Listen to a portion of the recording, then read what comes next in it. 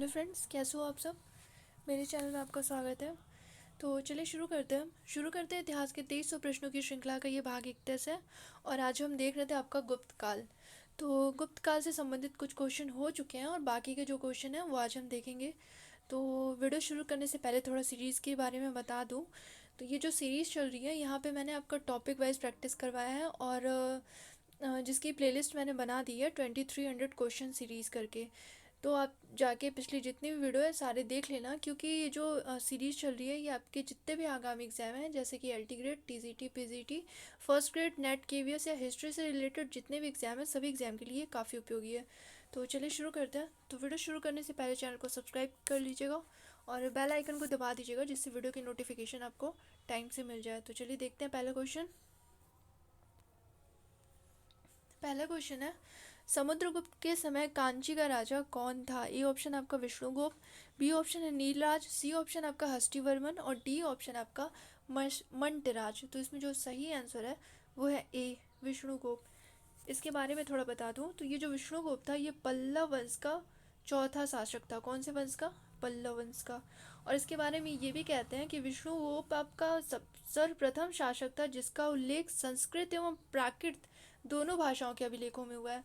तो अगर मान लो क्वेश्चन पूछ देता है कि ऐसा कौन सा शासक था जिसका उल्लेख संस्कृत एवं प्राकृत दोनों भाषाओं के अभिलेखों में हुआ है, तो ये आपका विष्णुगुप्त था।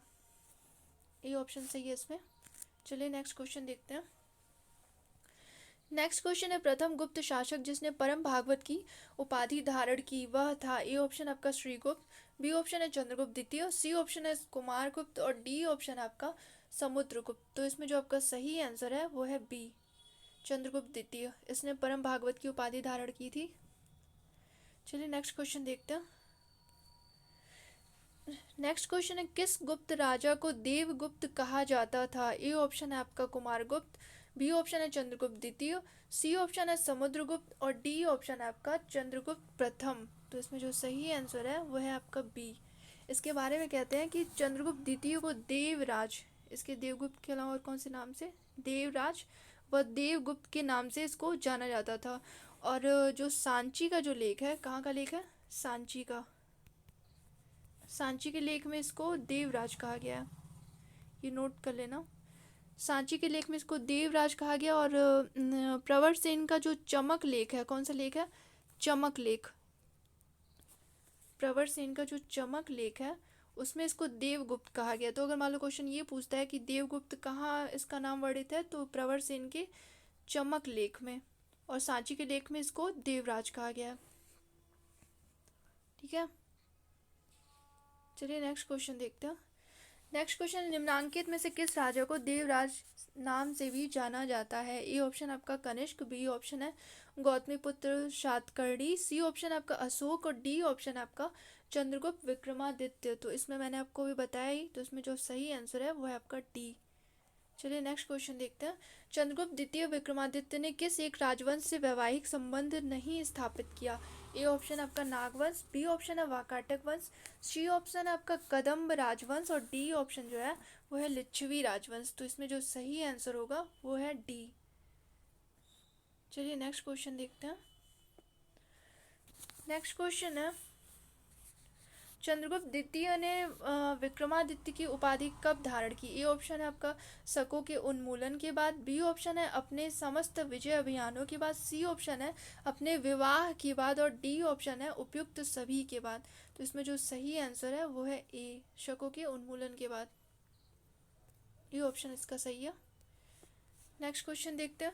निम्नलिखित में से कौन चंद्रगुप्त द्वितीय की पुत्री थी। ए ऑप्शन है आपका कुबेर नागा, बी ऑप्शन है प्रभावती गुप्ता, सी ऑप्शन है ध्रुव देवी और डी ऑप्शन है कुमार देवी। तो इसमें जो सही आंसर है वो है आपका बी। और ये जो इनके बारे में थोड़ा बता दूं तो ये जो प्रभावती गुप्ता है इन्होंने पूना ताम्रपत्र में, कौन से ताम्रपत्र में? पूना ताम्रपत्र में अपना गोत्र धारण बताया। क्या बताया? धारण।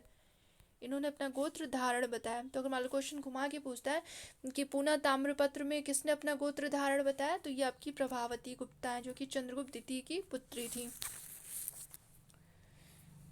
चलिए नेक्स्ट क्वेश्चन देखते हैं। और इनके बारे में थोड़ा और बता दूं तो इनके दो पुत्र थे। कौन कौन से इनके पुत्र थे? इनके दो पुत्र थे, दिवाकर सेन और दामोदर सेन। उन्होंने इनकी स्मृति में द्वितीय सुदर्शन जलाशय का निर्माण करवाया था। तो अगर मान लो क्वेश्चन पूछ देता है कि द्वितीय सुदर्शन जलाशय का निर्माण किसकी स्मृति में कराया गया था, तो ये आपकी प्रभावती गुप्ता है। ये काफ़ी इंपॉर्टेंट है, नोट कर लेना आप। चलिए नेक्स्ट क्वेश्चन देखते हैं।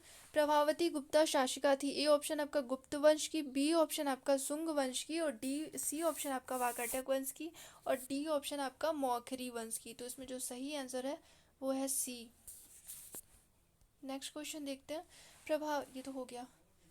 उस गुप्त और वाकाटक रानी का नाम उल्लेख कीजिए जिसने अनुदान स्वरूप भूमि दी। ए ऑप्शन आपका कुबेर नागा, बी ऑप्शन है प्रभावती गुप्ता, सी ऑप्शन है आपका कुमार देवी, और डी ऑप्शन आपका दत्ता देवी। तो इसमें जो सही आंसर है वो है आपका B, Prabhavati Gupta. Next question देखते हैं। मेहरौली स्तंभ लेख किस शासक से संबंधित है? ए ऑप्शन आपका चंद्रगुप्त प्रथम, बी ऑप्शन है चंद्रगुप्त मौर्य, सी ऑप्शन आपका चंद्रगुप्त द्वितीय, और डी ऑप्शन है आपका समुद्रगुप्त। तो इसमें जो सही आंसर है वो है आपका सी। ये मेहरौली का स्तंभ लेख किससे संबंधित है? तो ये आपका चंद्रगुप्त द्वितीय से संबंधित है। नेक्स्ट क्वेश्चन है, चंद्रगुप्त विक्रमादित्य के नवरत्नों में शामिल नहीं था। ए ऑप्शन आपका अमर सिंह, बी ऑप्शन है बेताल भट्ट, सी ऑप्शन है आपका छपड़क, और डी ऑप्शन आपका नागार्जुन। तो इसमें जो सही आंसर है, ये जो नागार्जुन थे ये चंद्रगुप्त विक्रमादित्य के नवरत्नों में शामिल नहीं थे। इनको कनिष्क का संरक्षण प्राप्त था, ये नागार्जुन को। चलिए नेक्स्ट क्वेश्चन देखते हैं। किस राजा के शासनकाल में चीनी तीर्थयात्री फायान भारत आया था? ए ऑप्शन आपका चंद्रगुप्त मौर्य, बी ऑप्शन आपका हर्षवर्धन, सी ऑप्शन आपका चंद्रगुप्त विक्रमादित्य, और डी ऑप्शन आपका कनिष्क। तो इसमें जो सही आंसर होगा वो है सी। इसके बारे में बता दूं तो ये जो फायान जब भारत आता है तो यहाँ पे 14 वर्षों तक रहा था। कितने वर्षों तक रहा था? 14 वर्षों तक था। और ये भारत कब आया था? तो 399 ईस्वी में आया था, चंद्रगुप्त विक्रमादित्य के शासनकाल में आया था। और ये विनय ग्रंथों की खोज में भारत आया था, विनय ग्रंथों की खोज में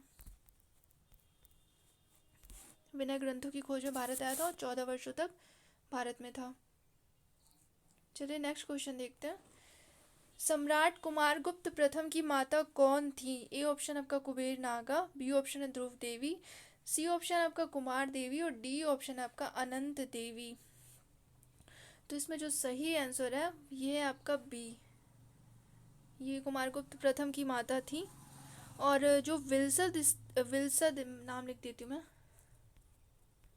विलसद स्तंभ लेख है उसमें कुमारगुप्त ने स्वयं को ध्रुव स्वामिनी की संतान बताया। तो अगर मान लो क्वेश्चन पूछ देता है कि कौन से स्तंभ लेख में कुमारगुप्त ने स्वयं को ध्रुव स्वामिनी की संतान बताया है, तो ये आपका विलसद स्तंभ लेख है, विलसद स्तंभ लेख। क्वेश्चन के अकॉर्डिंग आपका सही आंसर क्या था? बी। चलिए नेक्स्ट क्वेश्चन देखते हैं। निम्न में से किसके सोने के सिक्के वजन में सबसे अधिक भारी हैं? ए ऑप्शन आपका कनिष्क, बी ऑप्शन है हुवेश्क, सी ऑप्शन आपका समुद्रगुप्त, और डी ऑप्शन आपका स्कंदगुप्त। तो इसमें सही आंसर है ये आपका डी है। इसके बारे में बता दूं तो देखो, कुमारगुप्त प्रथम के शासनकाल के अंत तक जो गुप्त स्वर्ण मुद्रा थी वो 121 ग्रेन के बराबर थी। कितने ग्रेन के बराबर थी? 121 ग्रेन था। इसका जो परिमाण था वो आपका 121 ग्रेन जारी होता था। लेकिन जब स्कंदगुप्त का टाइम आता है तो वो बढ़ के 144 ग्रेन हो जाता है। कितना होता है? 144 ग्रेन। कुमारगुप्त प्रथम के टाइम तक 121 ग्रेन था, और जब स्कंदगुप्त का टाइम आता है तो 144 ग्रेन हो जाता है। ये ध्यान रखना आप। चलिए नेक्स्ट क्वेश्चन देखते हैं। मंदसौर लेख की रचना किसने की थी? ए ऑप्शन आपका हरिसेठ, बी ऑप्शन है वीरसेन, सी ऑप्शन है बाणभट्ट, और डी ऑप्शन आपका वत्स भट्टी। तो इसमें जो सही आंसर है वो है आपका डी, वत्स भट्टी।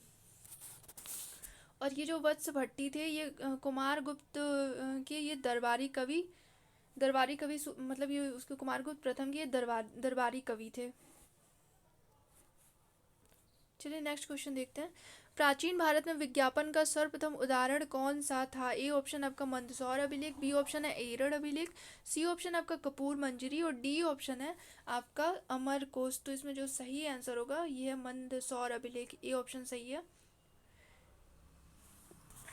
चलिए नेक्स्ट क्वेश्चन देखते हैं। नेक्स्ट क्वेश्चन, निम्नलिखित किस अभिलेख में पट्टवाय श्रेणी का उल्लेख किया जाता है? ए ऑप्शन है आपका कुमारगुप्त प्रथम का मंदसौर अभिलेख, बी ऑप्शन है स्कंदगुप्त का इंदौर ताम्रपत्र लेख, सी ऑप्शन है स्कंदगुप्त का जूनागढ़ लेख और डी ऑप्शन है स्कंदगुप्त का भीतरी स्तंभ लेख। तो इसमें जो सही आंसर है वो है आपका ए। अब ये पट्टवाय श्रेणी क्या थे तो ये बता दूं, ये जो पट्टवाय श्रेणी होते थे ये आपके रेशम से संबंधित जो ये रेशम के बुनकर होते थे। क्या होते थे? रेशम के बुनकर होते थे पट्टवाय श्रेणी। ठीक है, तो क्वेश्चन के अकॉर्डिंग आपका सही आंसर क्या था? ए। चलिए नेक्स्ट क्वेश्चन देखते हैं। निम्नलिखित अभिलेखों में से किस एक में स्कंदगुप्त के राज्यकाल में हुड़ों के आक्रमण का उल्लेख है? ए ऑप्शन आपका मथुरा, बी ऑप्शन है भीतरी, सी ऑप्शन आपका जूनागढ़ और डी ऑप्शन है आपका सांची। तो इसमें जो सही आंसर है वो है आपका बी, भीतरी। और ये जो भीतरी स्तंभलेख है इसमें हुड़ों के प्रथम आक्रमण का विवरण है। तो अगर मान लो क्वेश्चन पूछ देता है कि हुड़ों के प्रथम आक्रमण का विवरण कहाँ से प्राप्त होता है, तो आपके भीतरी स्तंभलेख से। चलिए नेक्स्ट क्वेश्चन देखते हैं। नेक्स्ट क्वेश्चन है हुड़ों का प्रथम आक्रमण किसके शासनकाल में हुआ? ए ऑप्शन आपका चंद्रगुप्त द्वितीय, बी ऑप्शन है कुमारगुप्त प्रथम, सी ऑप्शन आपका स्कंदगुप्त और डी ऑप्शन आपका बुद्धगुप्त। तो इसमें जो सही आंसर है वो है सी। नेक्स्ट क्वेश्चन देखते हैं। हुड़ सरदार मिहिर कुल को पराजित किया था? ए ऑप्शन है पुरुगुप्त ने, बी ऑप्शन है बुद्धगुप्त ने, सी ऑप्शन है भानुगुप्त ने और डी ऑप्शन है नरसिंहगुप्त ने। तो इसमें जो सही आंसर है वो है आपका डी, नरसिंहगुप्त ने। नेक्स्ट क्वेश्चन देखते हैं। सूची एक में उल्लिखित नरेशों को सूची दो में दिए गए नामों से सुमेलित कीजिए और अधोलिखित कूट में से सही उत्तर का चयन कीजिए। तो इसमें आपका ए ऑप्शन है कुमारगुप्त प्रथम, बी ऑप्शन है आपका चंद्रगुप्त द्वितीय और सी ऑप्शन है चंद्रगुप्त प्रथम। तो इसमें आपको मैच करना है। तो इसमें जो आपका सही आंसर होगा, कुमारगुप्त प्रथम की माता कौन थी? ये आपकी हो जाती है अनंत देवी, महादेवी अनंत देवी। चंद्रगुप्त द्वितीय की कौन सी हैं? चंद्रगुप्त द्वितीय के कुबेर नागा और चंद्रगुप्त प्रथम की कुमार देवी। तो ए का 3, इसमें आपका ए वाला सही होगा, ए ऑप्शन सही होगा इसमें। चलिए नेक्स्ट क्वेश्चन देखते हैं। नेक्स्ट क्वेश्चन है सूची 1 और सूची 2 का मिलान करते हुए नीचे दी गई संकेत तालिका में से सही उत्तर को चुनिए। ए ऑप्शन आपका चंद्रगुप्त प्रथम, बी ऑप्शन आपका समुद्रगुप्त, सी ऑप्शन आपका रुद्रसेन और डी ऑप्शन है कुमारगुप्त प्रथम। तो इसमें मैच करना है। तो इसमें आपका जो सही आंसर होगा वो है आपका ए का 3, ए का 3। तो आपका सी ऑप्शन वैसे ही सही हो जाता है, चंद्रगुप्त प्रथम की कुमार देवी है, सी ऑप्शन इसमें सही होगा। चलो नेक्स्ट क्वेश्चन देखते हैं। गुप्त शासकों ने कौन सा विरुद्ध धारण नहीं किया था? ए ऑप्शन आपका परमेश्वर, बी ऑप्शन आपका धर्म प्रवर्तक, सी ऑप्शन आपका परम भट्टारक और डी ऑप्शन आपका महाराजा धीराज। तो इसमें जो सही आंसर है वो है बी, इन्होंने धर्म प्रवर्तक का विरुद्ध धारण नहीं किया था। इनके बारे में कहते हैं गुप्त शासक जो थे इन्होंने परमेश्वर परम भट्टारक और महाराजा धीराज और एक राट जैसी उपाधियां धारण की थी। एक राट इसके साथ ही एक राट धारण की थी, लेकिन ये धर्म प्रवर्तक की उपाधि इन्होंने नहीं धारण किया था। तो क्वेश्चन के अकॉर्डिंग सही आंसर क्या है? बी। चलिए नेक्स्ट क्वेश्चन देखते हैं। गुप्तकालीन दशावतार मंदिर कहाँ स्थापित है? ए ऑप्शन आपका देवगढ़ में, बी ऑप्शन है तिगवा में, सी ऑप्शन आपका भीतरगांव में और डी ऑप्शन आपका उपयुक्त में से कोई नहीं। तो इसमें जो सही आंसर है वो है आपका ए, देवगढ़ में। इसके बारे में कहते हैं कि ये जो देवगढ़ का दशावतार मंदिर है ये उत्तर प्रदेश के ललितपुर में बेतवा नदी के किनारे स्थित है। बेतवा, कौन सी नदी के किनारे? बेतवा या वेत्रवती नदी, वेत्रवती नदी। और अगर मान लो क्वेश्चन पूछ देता है कि शिल्प में राम कथा का सर्वप्रथम चित्रण कहाँ पे देखने को मिलता है, तो आपका ये देवगढ़ का दशावतार एवं नचना कुठार मंदिर में देखने को मिलता है। देवगढ़, यहाँ से देवगढ़ के साथ साथ आपका नचना कुठार मंदिर में राम कथा का सर्वप्रथम चित्रण देखने को मिलता है। नेक्स्ट क्वेश्चन देखते हैं। किस मूर्ति में सबसे पहले रामायण से दृश्य प्रकट हुए? ए ऑप्शन आपका नचना कुठार, बी ऑप्शन है खजुराहो, सी ऑप्शन है एरड़ और डी ऑप्शन आपका ओसियां। तो अभी मैंने बताया ना, देवगढ़ में और साथ में नचना कुठार में। ए ऑप्शन सही होगा। चलिए नेक्स्ट क्वेश्चन देखते हैं। गुप्त काल के निम्नलिखित में से किस मंदिर में शिव पार्वती संगीत वाद्यों के साथ उकेरे गए हैं? ए ऑप्शन आपका भूमरा मंदिर, बी ऑप्शन है नशना कुठार मंदिर, सी ऑप्शन आपका नागोद शिव मंदिर और डी ऑप्शन आपका तिगवा मंदिर। तो इसमें जो सही आंसर है वो है बी। चलिए नेक्स्ट क्वेश्चन देखते हैं। नेक्स्ट क्वेश्चन है, चंद्रगुप्त द्वितीय के समय में पाशुपतों का एक महत्वपूर्ण केंद्र था। ए ऑप्शन आपका मथुरा, बी ऑप्शन है कौशाम्बी, सी ऑप्शन है त्रिपुरी और डी ऑप्शन है उदयगिरी। तो इसमें जो सही आंसर है वो है ए मथुरा। नेक्स्ट क्वेश्चन देखते हैं। कायस्थ शब्द का सर्वप्रथम उल्लेख किस सॉरी कायस्थ शब्द का उल्लेख सर्वप्रथम किस स्मृति में मिलता है? ए ऑप्शन आपका नारद स्मृति, बी ऑप्शन है पराशर स्मृति, सी ऑप्शन आपका याज्ञवल्क्य स्मृति और डी ऑप्शन आपका मनु स्मृति। तो इसमें जो आपका सही आंसर है ये सी है, याज्ञवल्क्य स्मृति में मिलता है। इसके बारे में मैं बता दूं तो देखो, कायस्थ जो थे ये एक वर्ड के रूप में यहाँ पे वर्णन मिलता है, न कि जाति के रूप में। तो अगर मान लो क्वेश्चन पूछ देता है कि कायस्थों का एक वर्ड के रूप में वर्णन कहाँ मिलता है, तो ये आपके याज्ञवल्क्य में मिलता है। और अगर पूछता है कि कायस्थों का सर्वप्रथम जाति के रूप में वर्णन कहाँ मिलता है, तो इनका जो जाति के रूप में वर्णन मिलता है वो आपका ओशनम स्मृति में मिलता है। ओशनम स्मृति में जाति के रूप में वर्णन मिलता है, ठीक है। और कायस्थों का उल्लेख मुद्रा राक्षस नाटक और सहेत महेत अभिलेख में भी हुआ है। कहाँ कहाँ हुआ है? मुद्रा राक्षस नाटक और सहेत महेत अभिलेख में भी कायस्थों का वर्णन मिलता है। ये जो मैंने बताया आप नोट कर लेना, काफ़ी इंपॉर्टेंट है। याज्ञवल्क्य स्मृति में आपका वर्ड के रूप में मिलता है और ओशनम स्मृति में आपका जाति के रूप में कायस्थों का वर्णन मिलता है। चलिए नेक्स्ट क्वेश्चन देखते हैं। एक जाति के रूप में कायस्थों का सर्वप्रथम उल्लेख मिलता है। ए ऑप्शन आपका याज्ञवल्क्य स्मृति, बी ऑप्शन आपका ओशनम स्मृति, सी ऑप्शन आपका नारद स्मृति और डी ऑप्शन आपका पराशर स्मृति। तो अभी मैंने आपको बताया ना, ओशनम स्मृति में आपका जाति के रूप में और याज्ञवल्क्य में क्या था? वर्ड के रूप में। तो क्वेश्चन के अकॉर्डिंग सही आंसर क्या है? बी। चलिए नेक्स्ट क्वेश्चन देखते हैं। किस युग को भारतीय इतिहास में क्लासिकल युग कहा जाता है? ए ऑप्शन आपका मौर्य युग, बी ऑप्शन है आपका कुषाण युग, सी ऑप्शन है आपका गुप्त युग और डी ऑप्शन आपका सातवाहन युग। तो इसमें जो सही आंसर है वो है गुप्त युग। इसके बारे में थोड़ा बता दूं तो ये गुप्त युग है, इसको भारत का पेरिक्लीन युग भी कहते हैं। क्या कहते हैं? पेरिक्लीन युग, पेरिक्लीन युग इसको कहा जाता है। चलिए नेक्स्ट क्वेश्चन देखते हैं। सी ऑप्शन सही था इसमें। नेक्स्ट क्वेश्चन है, गुप्त काल को क्लासिकल युग क्यों कहते हैं? ए ऑप्शन आपका वाणिज्य एवं व्यवसाय में प्रगति के कारण, बी ऑप्शन है कला एवं साहित्य में प्रगति के कारण, सी ऑप्शन आपका तकनीकी प्रगति के कारण और डी ऑप्शन है आपका सार्वभौम सत्ता के कारण। तो इसमें जो सही आंसर है वो है बी। नेक्स्ट क्वेश्चन देखते हैं। गुप्त काल में अजंता में कौन सी गुफाएं निर्मित हुई थी? ए ऑप्शन आपका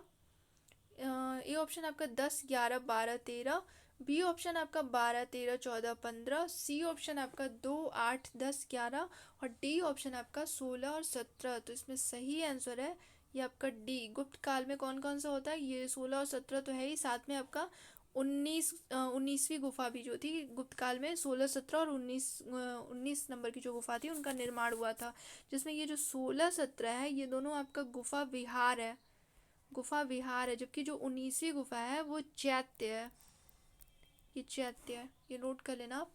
अच्छा, एग्जाम में अक्सर ये क्वेश्चन पूछता है कि मरणासन राजकुमारी का चित्रण कहाँ पे मिला है, मतलब कौन सी गुफा में मिला है? तो ये आपकी 16वें नंबर की जो गुफा है इसमें मरणासन राजकुमारी का चित्रण मिलता है। और ये जो 17वें नंबर की जो गुफा है इसको चित्रशाला कहा जाता है। किसको चित्रशाला कहा जाता है? 17वें नंबर की गुफा को। तो क्वेश्चन के अकॉर्डिंग सही आंसर क्या था? डी। चलिए नेक्स्ट क्वेश्चन देखते हैं। निम्नलिखित में अजंता के किस गुफा में मरणासन राजकुमारी का दृश्य अंकित है? ये तो मैंने आपको भी बताया ही है। ए ऑप्शन है गुफा संख्या 1, बी ऑप्शन है गुफा संख्या 9, सी ऑप्शन है गुफा संख्या 10 और डी ऑप्शन है गुफा संख्या 16। तो इसमें जो सही आंसर है वो है डी। नेक्स्ट क्वेश्चन देखते हैं। अजंता के प्राचीनतम चित्र का काल है। ए ऑप्शन है पहली शताब्दी ईसा पूर्व, बी ऑप्शन है दूसरी शताब्दी ईसा पूर्व, सी ऑप्शन है तीसरी शताब्दी ईसा पूर्व और डी ऑप्शन है चौथी शताब्दी ईसा पूर्व। तो इसमें जो सही आंसर है वो है आपका बी।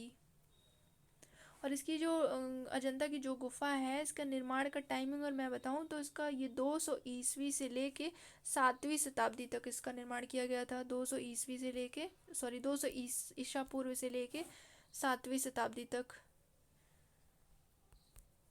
ये पूरा टोटल टाइम है इसका। और ये कहाँ पे स्थित है आपका अजंता का ये जो गुफा है, तो ये महाराष्ट्र के औरंगाबाद जिले में बाघोर नदी के किनारे है। ये अक्सर पूछता है कि कौन सी नदी के किनारे में, इंपॉर्टेंट है, अब ध्यान रखना।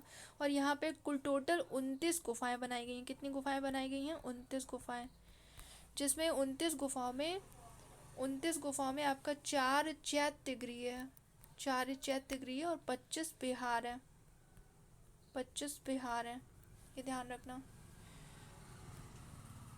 चलो नेक्स्ट क्वेश्चन देखते हैं। धमेक स्तूप स्थित है। ए ऑप्शन है आपका सांची में, बी ऑप्शन है भरहूत में, सी ऑप्शन है आपका सारनाथ में और डी ऑप्शन है आपका झांसी में। तो इसका जो सही आंसर है वो है सी। नेक्स्ट क्वेश्चन देखते हैं। अभिज्ञान शाकुंतलम के लेखक कौन है? ए ऑप्शन है आपका विशाख दत्त, बी ऑप्शन है बाणभट्ट, सी ऑप्शन है कालिदास और डी ऑप्शन है आपके भास। तो इसमें जो सही आंसर है वो है सी। इसके बारे में मैं थोड़ा बता दूं तो ये जो आपका अभिज्ञान शाकुंतलम है, ये कालिदास का सर्वश्रेष्ठ रचना है। और ये क्या था? ये नाटक था अभिज्ञान शाकुंतलम। और इसका जो कथानक है वो महाभारत से लिया गया। कहाँ से लिया गया? महाभारत से। चलिए नेक्स्ट क्वेश्चन देखते हैं। मालविकाग्नि मित्र के रचयिता हैं। ए ऑप्शन आपका शूद्रक, बी ऑप्शन है कालिदास, सी ऑप्शन आपके भारवी और डी ऑप्शन आपके विशाख दत्त।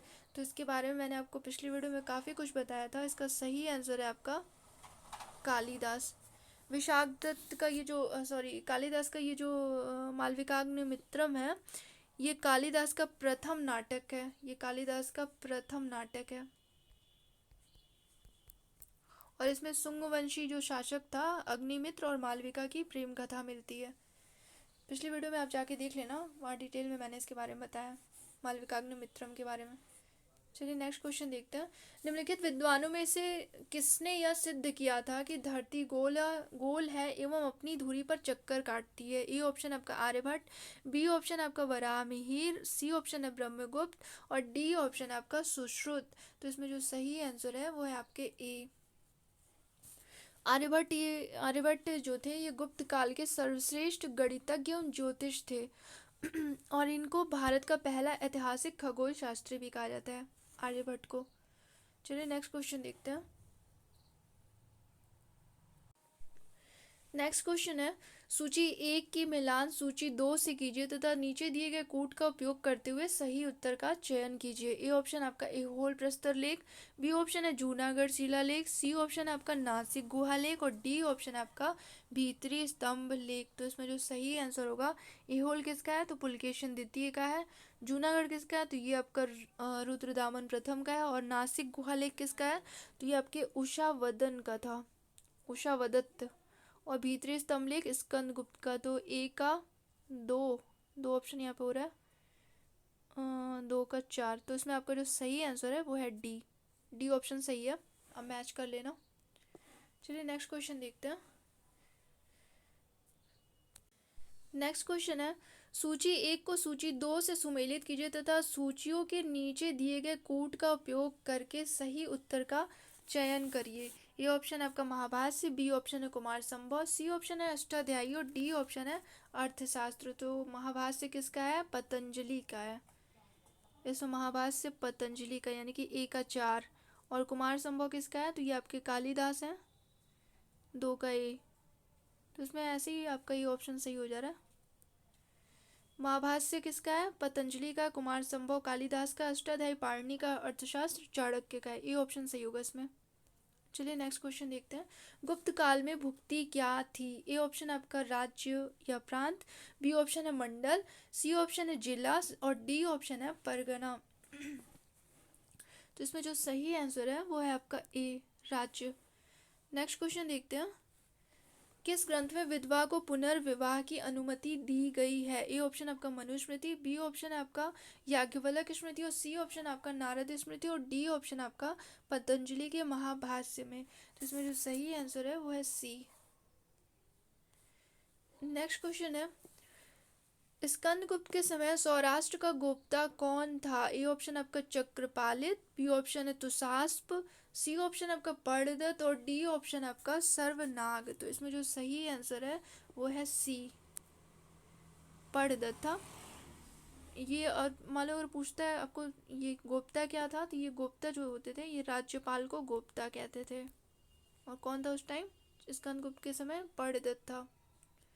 नेक्स्ट क्वेश्चन देखते हैं, गुप्तोत्तर काल में महत्वपूर्ण सामाजिक आर्थिक परिवर्तन क्या था? ए ऑप्शन आपका सामंतवाद एवं भूमिदान, बी ऑप्शन आपका आर्थिक सुदृढ़ता, सी ऑप्शन है ब्राह्मणों का महत्व व्यापार में वृद्धि और डी ऑप्शन है शूद्रों को व्यापार का अधिकार। तो इसमें जो सही आंसर होगा वो है आपका ए। चलिए नेक्स्ट क्वेश्चन देखते हैं। नेक्स्ट क्वेश्चन है, गुप्त काल में भूमि अभिलेखों को सुरक्षित रखने के लिए नियुक्त पदाधिकारियों को कहा जाता था? ए ऑप्शन आपका करड़िक, बी ऑप्शन आपका ध्रुवाधिकरण, सी ऑप्शन है सौलिक और डी ऑप्शन आपका समाहर्ता। तो इसमें जो सही आंसर होगा ये आपके करड़िक। ये भूमि अभिलेखों को सुरक्षित रखने के लिए नियुक्त अधिकारी होते थे। ए ऑप्शन सही है। और अगर मान लो क्वेश्चन पूछ देता कि ये ध्रुवाधिकरण क्या था, तो ये भूकर संग्रह करता था। ये जो ध्रुवाधिकरण था आपका, तो क्वेश्चन के अकॉर्डिंग सही आंसर क्या था आपका? ए, करड़िक। भूमि अभिलेखों को ये सुरक्षित रखने के लिए नियुक्त अधिकारी था। नेक्स्ट क्वेश्चन है, गुप्त काल में सारथवाह को कहा जाता था? ए ऑप्शन आपका जिला प्रशासन का प्रमुख, बी ऑप्शन है व्यापारिक कारवां का प्रमुख, सी ऑप्शन आपका समिति प्रमुख और डी ऑप्शन है श्रेणी प्रमुख। तो इसमें जो सही आंसर होगा वो है आपका बी। नेक्स्ट क्वेश्चन है, पंचतंत्र किसने लिखा था? ए ऑप्शन है विशाखदत्त, बी ऑप्शन है शूद्रक, सी ऑप्शन आपका विष्णु शर्मा और डी ऑप्शन आपका जयदेव। तो इसमें जो सही आंसर है वो है सी, विष्णु शर्मा। और अगर मान लो क्वेश्चन पूछ देता है कि पंचतंत्र का प्रथम अंग्रेजी अनुवाद किसके द्वारा किया गया था या कब किया गया था, तो इसका जो प्रथम अंग्रेजी अनुवाद हुआ था वो 1570 ईस्वी में थॉमस नॉर्थ के द्वारा किया गया था। किसके द्वारा किया गया था? थॉमस नॉर्थ के द्वारा 1570 ईस्वी में पंचतंत्र का इन्होंने इंग्लिश में अनुवाद किया था, अंग्रेजी में। लेखक कौन है इसके? विष्णु शर्मा। नेक्स्ट क्वेश्चन देखते हैं, प्राचीन भारत का पहला प्रसिद्ध ज्योतिष शास्त्र का ज्ञाता कौन था? ए ऑप्शन आपका वाणभट्ट, बी ऑप्शन है आर्यभट्ट, सी ऑप्शन है आपका विशाखदत्त और डी ऑप्शन आपका कात्यायन। तो इसमें जो सही आंसर है वो है बी। नेक्स्ट क्वेश्चन देखते हैं, गुप्त वंश के शासनकाल में कौन सा स्थान कला का प्रमुख केंद्र था? ए ऑप्शन आपका सारनाथ, बी ऑप्शन है आपका अमरावती, सी ऑप्शन आपका एलोरा और डी ऑप्शन आपका सांची। तो इसमें जो सही आंसर है वो है ए। इसके बारे में थोड़ा बता दूं तो गुप्तों के समय में कला के 3 प्रमुख केंद्र थे। कितने केंद्र थे? 3। एक आपका मथुरा था, दूसरा पाटलिपुत्र था और तीसरा आपका ये सारनाथ था। मथुरा, पाटलिपुत्र और सारनाथ ये गुप्तों के समय के 3 प्रमुख कला के केंद्र थे। तो चलिए नेक्स्ट क्वेश्चन देखते हैं। इसमें ए ऑप्शन आपका सही था। गुप्त काल में किस धर्म का सबसे अधिक विकास हुआ? ए ऑप्शन आपका बौद्ध धर्म, बी ऑप्शन आपका जैन धर्म, सी ऑप्शन आपका पौराणिक धर्म और डी ऑप्शन है आपका यवनों का धर्म। तो इसमें जो सही आंसर है वो है आपका सी। तो आज इतना ही क्वेश्चन रहने देते हैं और नेक्स्ट वीडियो में मैं आपका गुप्त काल कंप्लीट कर दूंगी।